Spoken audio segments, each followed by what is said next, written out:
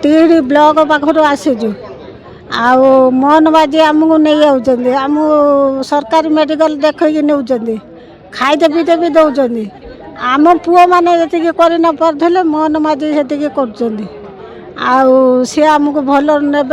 आणिकी आम दायित्व बुझिकी आणिकी छाड़िए मोहन माझी की आमर एति धन्यवाद। बर्तमान आमर जो सरकार मोहन सरकार सी एक योजना करिसेंती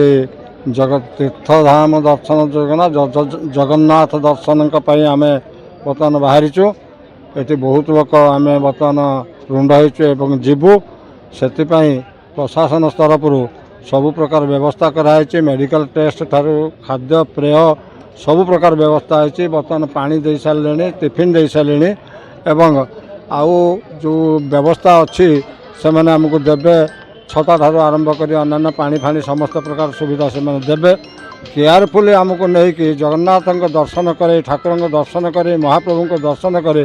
पुणी आणिकी आम घर पाखे छाड़ुंट कलेक्टर ऑफिस रे शताधिक लोक आम अच्छु बर्तमान आम आउ कि समय पर आम एटू बाहर तेणु शेष जगा दर्शन कर महा आनंद खुशी रे फेरबू जगा तू आमको रख रे ये सब व्यवस्था मोहन सरकार जेहेतु आमको सुविधा देइचंती आमे मोहन सरकार को धन्यवाद दउछु। राज्य सरकार गोटे फ्लैगशिप प्रोग्राम एवं एथिरे जो माने ए दर्शन पाई जाउछंती से माने बहुत खुशी अनुभव करि सारिछंती एवं मु भाबुची एटा गोटे केवल जे दर्शन पाई जाउछन ताहा नुह या मध्य गोटे स्पिरिचुअल फर्वर बोधे क्रिएट करुछि समस्त भितर एवं जगन्नाथ केवल जे आमर सामाजिक व्यवस्था रे नुहंती आमर सांस्कृतिक आमर मानसिक सबुथरे